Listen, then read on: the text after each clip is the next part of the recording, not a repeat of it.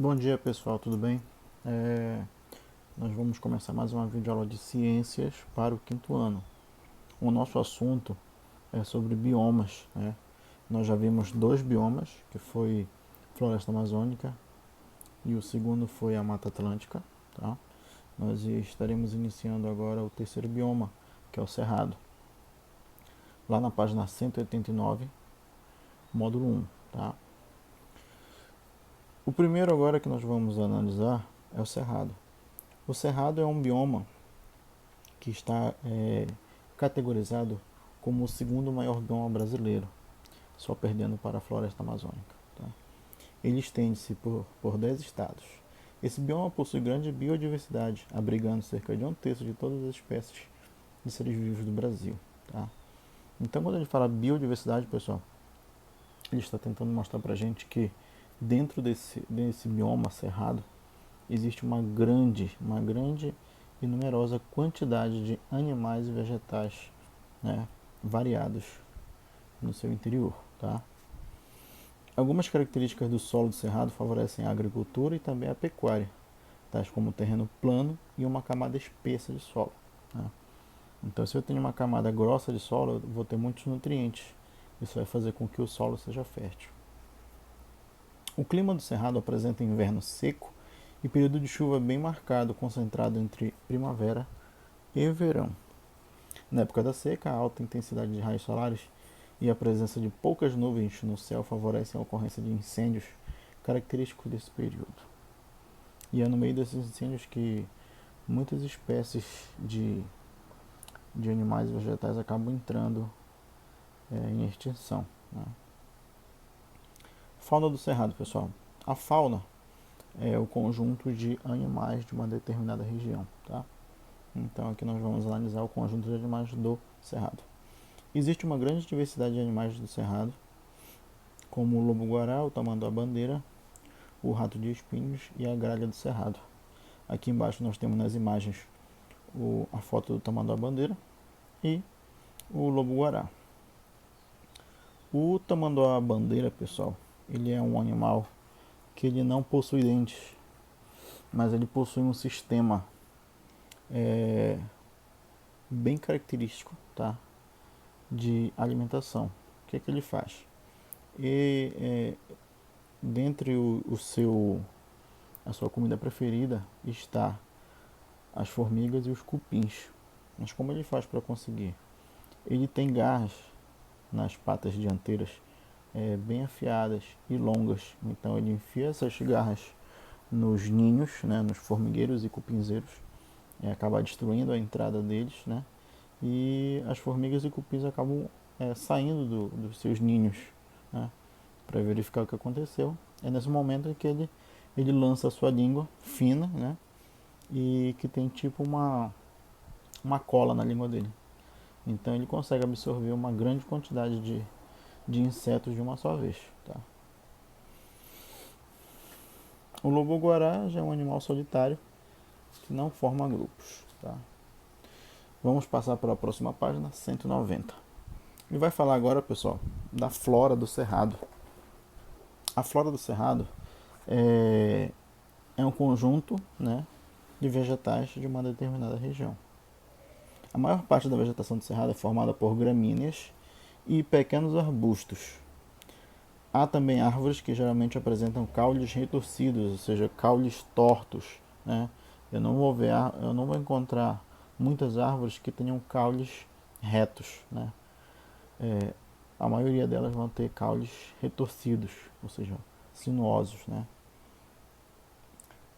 Entre as espécies de plantas encontradas nesse bioma, podemos citar o pequizeiro, o buriti, a canela de ema e o pau-papel. Tá? Nós temos aqui a descrição de duas dessas árvores, o pequizeiro e o buriti.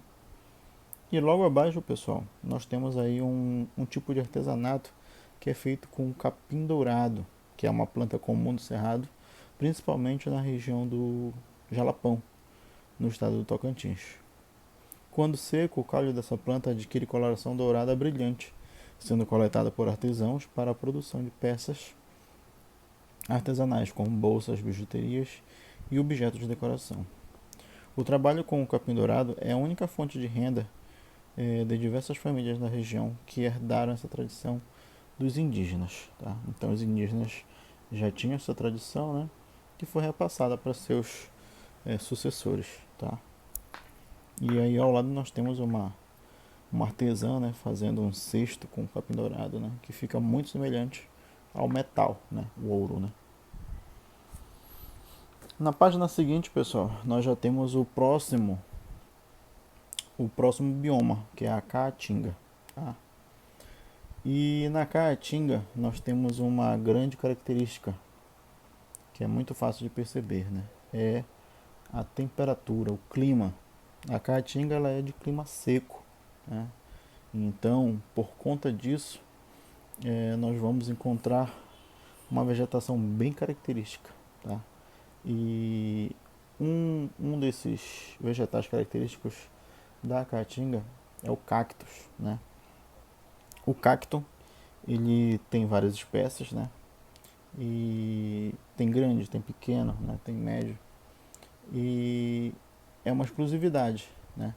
O cacto, ele é uma planta que ele é adaptado para não perder água, né? Ou seja, ele tem que absorver bastante água, mas ele não pode perder essa água, porque ele é encontrado em uma região em que tem pouca água, ou seja, chove pouco, então ele tem que absorver a maior parte da água quando essa chuva cai, né? Então ele absorve maior quantidade e armazena no período em que ele não tem disponibilidade de água para ele poder usar essa água interna. Tá? Pessoal, o cacto ele não apresenta folhas. A maioria dos cactos não apresentam folhas, justamente para não perder água, né? O cacto ele é uma planta que foi adaptada para o período para o clima quente. Então, quando as plantas apresentam folhas, elas apresentam um processo chamado transpiração. E é na transpiração que a planta perde uma boa quantidade de água. Então, se o cacto não apresenta folhas, ou seja, ele foi adaptado, né? As suas folhas foram transformadas em espinhos. Os espinhos, além de fazer a proteção do vegetal, vai fazer com que ele também não perca água, né? Ou seja, vai tornar um vegetal mais resistente, tá, ok? O clima. O clima da Caatinga é seco, quente e seco. As chuvas são mal distribuídas, resultando em pouca disponibilidade de água na maior parte do tempo. Essas características influenciam os rios desse bioma, que em sua maioria secam em algumas épocas do ano. O nível de água de alguns rios, como o Rio São Francisco e o Rio Parnaíba, diminui durante a seca, mas esses rios não secam. Isso é fundamental para a sobrevivência de inúmeras comunidades. As temperaturas são elevadas, podem ultrapassar cerca dos 40 graus Celsius. No entanto, em alguns locais, como em serras, a temperatura pode alcançar até 4 graus Celsius, ou seja, é uma temperatura muito baixa, né? Mas isso aí só ocorre nas serras, né? Ou seja, locais altos, tá? Virando a página, pessoal, 192, nós temos aí a fauna e a flora da Caatinga, né? Dentro da fauna, pessoal, nós podemos encontrar vários animais também característicos da Caatinga. Olha só. Apesar das altas temperaturas e da escassez de água, na maior parte do tempo, a Caatinga possui uma grande diversidade de animais, como o carcará, o calango verde, o soldadinho do araripe e a preguiça de chifres. Em destaque aí nós temos na foto o carcará e ao lado o calango verde. Já na flora, pessoal, a flora da Caatinga já apresenta outros tipos de vegetação além do cacto, né? Ele vai mostrar aqui pra gente. A vegetação da Caatinga se caracteriza por arbustos e árvores baixas.